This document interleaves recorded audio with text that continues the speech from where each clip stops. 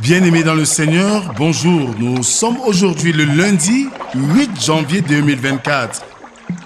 Un auteur des années 1974 nommé Marie Didas déclare ceci.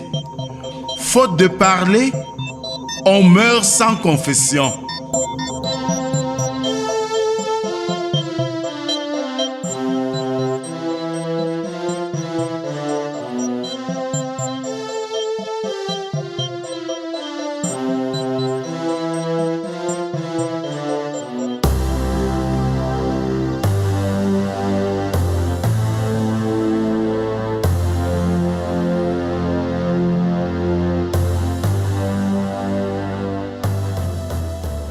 Bien-aimés dans le Seigneur, nous sommes à notre rendez-vous quotidien de méditation. C'est l'occasion pour nous de parcourir les Saintes Écritures, de rendre grâce à Dieu pour ce jour nouveau. Il est aussi question pour nous de poser des jalons pour une journée réussite. Que la grâce, la paix et l'amour de Dieu soient et demeurent sur chacun d'entre nous.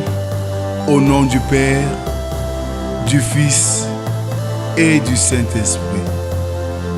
Amen. Alors bien-aimés dans le Seigneur, je nous invite à prendre nos cantiques sur les ailes de la foi numéro 370 pour chanter avec entrain ce cantique à de nouveaux combats. À de nouveaux combats, Jésus, tu nous appelles et nous voici fidèles, prêt à suivre tes pas. Conduis-nous au combat, nous sommes tes soldats. Arme nos bras, arme nos cœurs, et nous serons plus que vainqueurs, et nous serons plus que vainqueurs. Arme nos bras, arme nos cœurs. Oui, Seigneur, arme-nous pour de nouveaux combats. Continuons à adorer notre Dieu avec le psaume du jour, le numéro 136, dont nous ferons lecture des 5 premières strophes qui stipulent ceci. Louez l'Éternel car il est bon, car sa miséricorde dure à toujours. Louez le Dieu des dieux car sa miséricorde dure à toujours. Louez le Seigneur des seigneurs car sa miséricorde dure à toujours. Celui qui seul fait de grandes prodiges car sa miséricorde dure à toujours. Celui qui a fait les cieux avec intelligence car sa miséricorde dure à toujours. Amen. Je nous invite à la prière.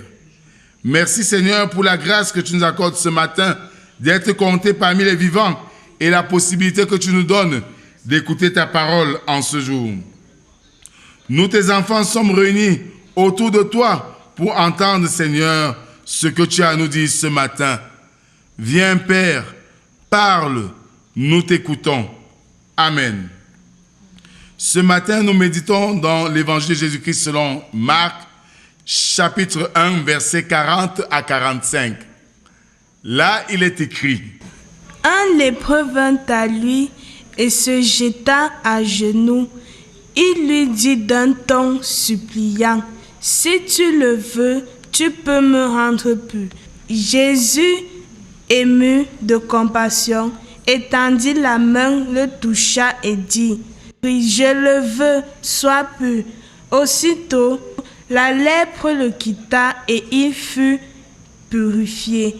Jésus le renvoya sur le champ avec de sévères recommandations et lui dit, « Garde-toi de rien dire à personne, mais va te montrer au sacrificateur et offre pour ta purification ce que Moïse a prescrit, afin que cela leur serve de témoignage. » Mais cet homme, s'en étant allé, se mit à publier hautement la chose et à la divulguer, de sorte que Jésus ne pouvait plus entrer publiquement dans une ville.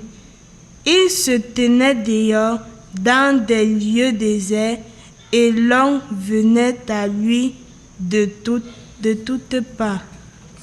Amen. Mes bien-aimés dans le Seigneur, ce matin, la portion de texte que nous avons, les 5 versets de l'Évangile selon Marc, nous présente déjà un des premiers cas de maladie qui aborde Jésus, c'est un lépreux. Les lépreux sont connus comme des laissés pour compte, des personnes, des personnes délaissées, abandonnées, mises à part pour leur maladie qui savait être contagieuse, conséquence de l'impureté. Alors, le lépreux se jette sur ses genoux devant Jésus. C'est l'expression de l'humiliation. Nous sommes tous des lépreux parce que nous quémandons la guérison de Jésus. Mais nous ne pouvons être guéris que si nous jetons nos genoux à ses pieds. Humilions-nous pour recevoir notre délivrance, bien-aimés. Il supplie Jésus et dit, si tu le veux, tu peux me rendre pur. Notre humilité est ce qui déclenche la volonté de Dieu à agir dans nos vies. Jésus est ému de cela et il agit. Sois pur. Et une chose encore plus remarquable, c'est que Jésus donne les consignes, garde-toi de ne rien dire à personne, mais va te montrer au sacrificateur. En fait, c'est parce que le sacrificateur était celui qui pouvait vous excommunier de la société et c'est lui qui pouvait vous réhabiliter de la société lorsque tu étais constaté impur. Et naturellement, il devrait le faire dans la discrétion en apportant l'offrande alliée, une offrande d'action de grâce. Malheureusement pour lui, il ne va pas respecter la première règle de se taire et d'agir. Nous, aujourd'hui, nous ne savons pas nous taire dans notre intimité avec Dieu. On veut tout partager. Je veux témoigner. Oui, c'est bien parce qu'on témoigne pour édifier les autres. Mais quelque part, Jésus n'en a pas besoin parce qu'il voudrait que chacun tire son expérience. Si je veux m'engager parce que j'ai écouté le témoignage de telle ou telle personne, ça veut dire que je ne vais pas vers Jésus par conviction, mais par mimétisme. Parce que je veux aussi ma part de miracle. Et c'est normal que nous tombons dans ce genre de doctrine de je veux aussi mon miracle aujourd'hui, comme si nous suivons Jésus pour les miracles. En réalité, Jésus voudrait par ce texte nous faire comprendre que chacun a son expérience personnelle avec lui.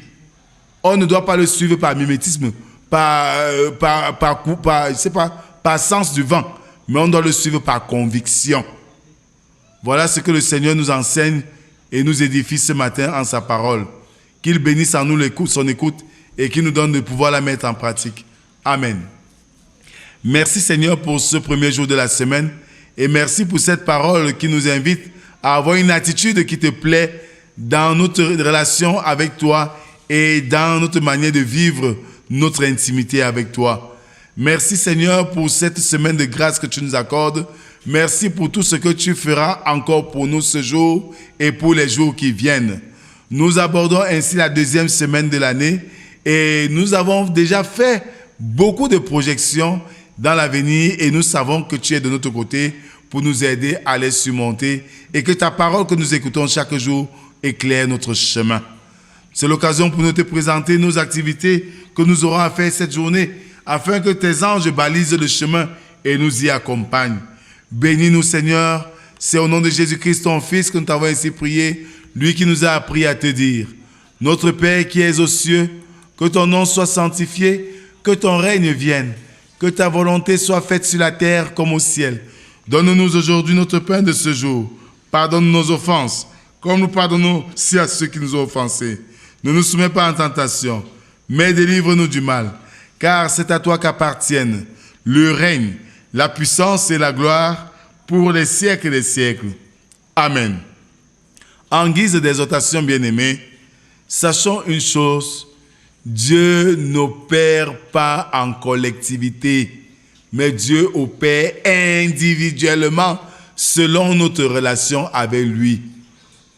En partageant notre témoignage de vie, certes, ça peut montrer que Dieu existe, mais celui qui écoute est touché voudrait suivre le Seigneur parce qu'il a aussi vu et non par conviction.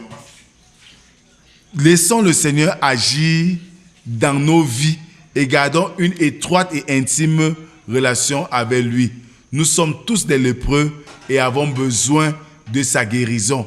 Il suffit simplement de nous mettre à genoux, de nous humilier, de reconnaître nos forfaits et laisser le Seigneur agir.